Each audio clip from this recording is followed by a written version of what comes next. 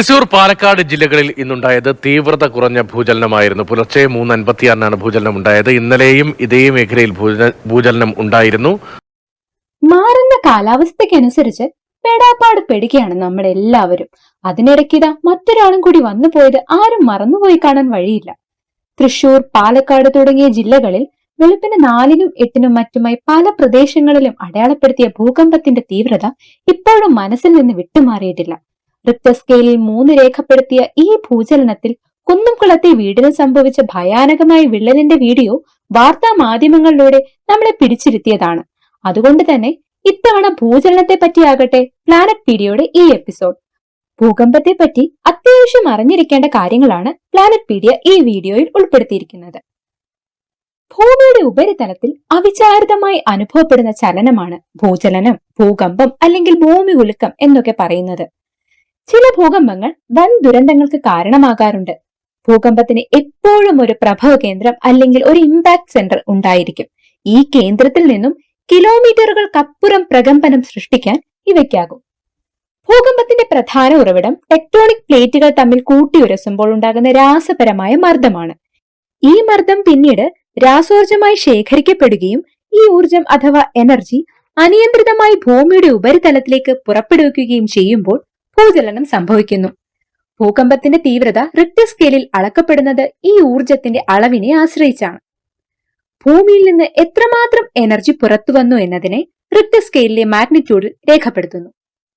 1 മുതൽ 10 വരെ സീസ്മിക് ആക്ടിവിറ്റിയുടെ അടിസ്ഥാനത്തിൽ വ്യത്യസ്ത ക്ലാസുകളിലായി ഭൂചലനങ്ങളെ തരംതിരിക്കാം. സീസ്മിക് വേവ്സ് അഥവാ സീസ്മിക് ആക്ടിവിറ്റി അളക്കുന്നത് സീസ്മോഗ്രാഫിൽ നിന്നുമാണ്. സീസ്മോഗ്രാഫിലെ ഹൈയസ്റ്റ് സീസ്മിക് വേവിന്റെ ആംപ്ലിറ്റ്യൂഡിന്റെ വിലയെ 1 തൊട്ട് 10 വരെയുള്ള റിക്ടർ സ്കെയിലിൽ രേഖപ്പെടുത്തുന്നത് ഓരോ ഭൂചലനത്തിന്റെയും ഇന്റൻസിറ്റിയെയും അതിന്റെ ഇമ്പാക്റ്റും മനസ്സിലാക്കാൻ വേണ്ടിയിട്ടാണ്. റിക്ടർ സ്കെയിലിൽ 3-ന് താഴെയുള്ള ഭൂചലനങ്ങൾ സാധാരണയായി ദുരന്തങ്ങൾ സൃഷ്ടിക്കാറില്ല. ഇനി നമുക്ക് ഭൂകമ്പങ്ങളെ പറ്റി കുറച്ചുകൂടി ഡീപ്പായിട്ട് മനസ്സിലാക്കാൻ ശ്രമിക്കാം. ഭൂചലനങ്ങൾ വിവിധ തരങ്ങളിലുണ്ട്. Foreshock, major shock, aftershock, blind thrust, doublet എന്നിവയെല്ലാം ഇതിൽ ഉൾപ്പെടും. ഏതെങ്കിലും ഒരു സ്ഥലത്ത് വലിയ തോതിലുള്ള നാശനഷ്ടങ്ങൾക്ക് കാരണമായേക്കാവുന്ന ഭൂമികുലുക്കത്തിനെ മേജർ ഷോക്ക് എന്നാണ് പറയാറ്. അതിനു തൊട്ടു മുൻപായി പ്രഭവ കേന്ദ്രത്തിന് ചുറ്റുമായി ഉണ്ടാകുന്ന ചെറിയ ഭൂമികുലുക്കങ്ങളെ ഫോർ ഷോക്ക് എന്നും മേജർ ഷോക്കിനു ശേഷം ഉണ്ടാകുന്ന ചെറു ഭൂകമ്പ പരമ്പരയെ ആഫ്റ്റർ ഷോക്കും എന്നാണ് പറയുന്നത്. ഭൂമികുലുക്കത്തിന്റെ പ്രധാനപ്പെട്ട 2 കാരണങ്ങളും പ്രകൃതിജന്യമാണ്. ഇവ ഭൂമിക്കുള്ളിൽ ഉണ്ടാകുന്ന ടെക്ടോണിക് ആക്ടിവിറ്റി കൊണ്ടും അതേപോലെ തന്നെ അഗ്നിപർവ്വത പ്രവർത്തനങ്ങൾ കൊണ്ടുമാണ്. ഭൂമിക്കടിയിലെ ടെക്ടോണിക് പ്ലേറ്റുകൾ എപ്പോഴും പതിയെ ചലിച്ചുകൊണ്ടിരിക്കുന്നുണ്ടാവും. അതായത് വർഷത്തിൽ ഒരു 2-3 സെന്റിമീറ്റർ എന്ന കണക്കിൽ ഈ ടെക്ടോണിക് പ്ലേറ്റുകൾ മൂവ് ചെയ്തുകൊണ്ടിരിക്കുന്നുണ്ടാവും.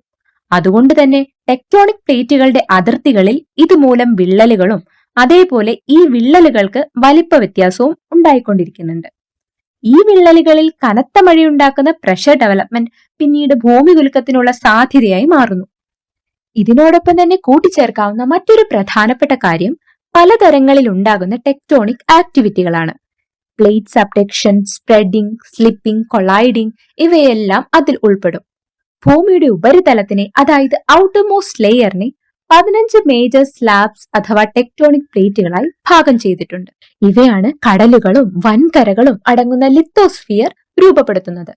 ബ്രിട്ടീഷ് ജിയോളജിക്കൽ സർവേ പുറത്തുവിട്ട റിപ്പോർട്ടുകൾ പ്രകാരം ഈ ടെക്ടോണിക് പ്ലേറ്റ് മൂവ്മെന്റ്സിന് കാരണമായ 3 പ്രധാനപ്പെട്ട ഫോഴ്സുകളെ പറ്റിയാണ് ഇനി പരിചയപ്പെടുത്തുന്നത്. Mantle drag, ridge push, slab pull എന്നിവയാണ് ആ 3 പ്രധാനപ്പെട്ട ഫോഴ്സുകൾ. ഇവയിൽ ഭൂമി കുലുക്കത്തിന് കാരണമാകുന്ന മേജർ ഡ്രൈവിംഗ് ഫോഴ്സ് എന്ന് പറയുന്നത് സ്ലാബ് പുൾ ആണ്. 2 ടെക്ടോണിക് പ്ലേറ്റുകളുടെ അതിർത്തിയിലുള്ള ഡെൻസിറ്റിയുടെ വ്യതിയാനം മൂലം, അതായത് ഏതെങ്കിലും ഒരു ടെക്ടോണിക് പ്ലേറ്റിന് ഡെൻസിറ്റി കൂടുതലായിരിക്കുന്നതിനാൽ അവിടെ ഒരു സബ്ഡക്ഷൻ സോൺ ക്രിയേറ്റഡ് ആവുകയും ഈ സബ്ഡക്ഷൻ സോണിലേക്ക് ഡെൻസിറ്റി കൂടിയ ടെക്ടോണിക് പ്ലേറ്റിന് തൊട്ടടുത്ത പ്ലേറ്റിന്റെ താഴേക്ക് ഒരു വലിവ് സംഭവിക്കുകയും ചെയ്യുന്നതാണ് സ്ലാബ് പുൾ എന്ന് പറയുന്നത്. ഇത്തരത്തിലുള്ള ടെക്ടോണിക് പ്ലേറ്റ് ആക്ടിവിറ്റീസ് ഒക്കെ തന്നെ ഭൂമിക്കുള്ളിൽ ഹൈ പ്രഷർ ഉണ്ടാകാൻ കാരണമാകുന്നുണ്ട്. ഇനി ഈ പറഞ്ഞ 3 ഫോഴ്സുകൾ ഉണ്ടാകാൻ ഇടയാക്കുന്ന ചില കാരണങ്ങൾ എന്തെല്ലാമാണെന്ന് നമുക്ക് നോക്കാം. ടെക്ടോണിക് പ്ലേറ്റുകൾ എപ്പോഴും മൂവ്മെന്റിലായിരിക്കുമെന്നിരിക്കെ വിള്ളലുകളിൽ ഹൈ പ്രഷർ ഉണ്ടാകാനുള്ള സാധ്യതകൾ കൂടുതലാണ്. ഇത് തികച്ചും നാച്ചുറലി നടക്കുന്ന ഒരു പ്രോസസ്സാണ്. ഇത് മാറ്റിവെച്ചാൽ മനുഷ്യനിർമ്മിതമായ ചില കാരണങ്ങൾ കൊണ്ടും ഇത്തരത്തിലുള്ള ടെക്ടോണിക് പ്ലേറ്റ് ആക്ടിവിറ്റികൾ ഭൂമിക്കുള്ളിൽ ഉണ്ടാകാൻ കാരണമാകുന്നുണ്ട്. മനുഷ്യനിർമ്മിതമായ കാരണങ്ങളിൽ ഏറ്റവും മുൻപന്തിയിൽ നിൽക്കുന്ന ഒന്നാണ് പരിസ്ഥിതി ലോല പ്രദേശങ്ങളിൽ വൻ കെട്ടിടങ്ങൾ നിർമ്മിക്കുന്നത്. അതുപോലെ തന്നെ ഗൗരവമുള്ള മറ്റൊരു കാരണമാണ് ഭൂഗർഭജലം ശേഖരിക്കുന്നത്. ഇതുകൂടാതെ ഭൂമിക്കുള്ളിലെ ടണൽസിന്റെ എക്സ്കവേഷൻ, ഡാം പോലെയുള്ള ജലസംഭരണികൾ പണിയുന്നത്, മൈനിങ് ഇവയെല്ലാം മനുഷ്യനിർമ്മിതമായ കാരണങ്ങളിൽ പ്രധാനപ്പെട്ടതാണ്. അതുകൊണ്ട് തന്നെ പ്രകൃതി ദുരന്തം എന്ന സ്റ്റാറ്റസിൽ നിന്നും വളരെയധികം ദൂരം എത്തി നിൽക്കുകയാണ് ഭൂകമ്പം ഇന്ന്. കഴിഞ്ഞ 100 വർഷത്തെ കണക്കെടുത്താൽ ഇന്ത്യൻ സബ് കോണ്ടിനെന്റിൽ റിക്ടർ സ്കെയിലിൽ 6 മുതൽ 8 വരെ രേഖപ്പെടുത്തിയിട്ടുള്ള 400ഓളം ഭൂചലനങ്ങൾ ഇതേവരെ ഉണ്ടായിട്ടുണ്ടെന്ന് മനസ്സിലാക്കാം.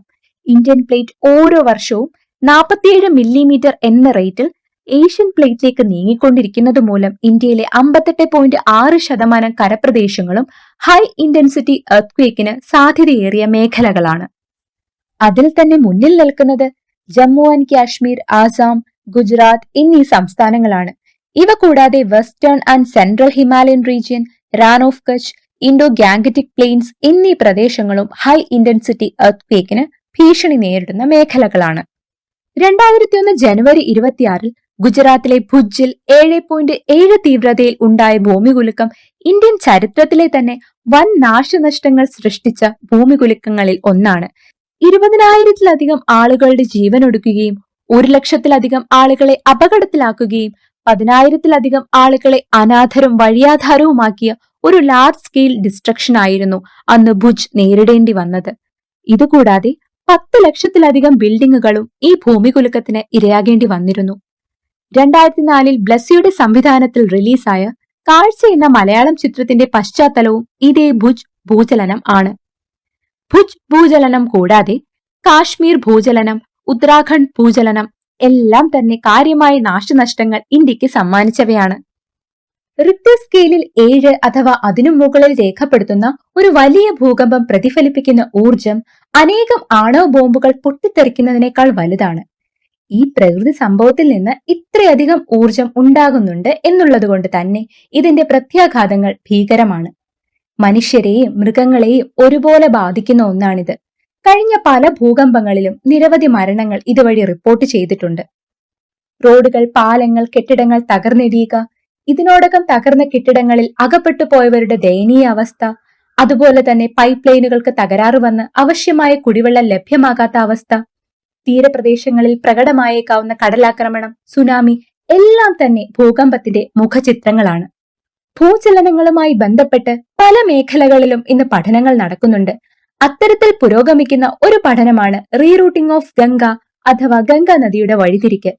ഏകദേശം 2500 വർഷങ്ങൾക്ക് മുൻപ് റിക്ടർ സ്കെയിലിൽ 7ഓ 8ഓ മാഗ്നിറ്റ്യൂഡിൽ രേഖപ്പെടുത്താവുന്ന തോതിലുണ്ടായ ഒരു പവർഫുൾ എർത്ത്ക്വേക്കിനെ തുടർന്നാണ് ഇപ്പോഴുള്ള ഗംഗയുടെ ഒഴുക്ക്.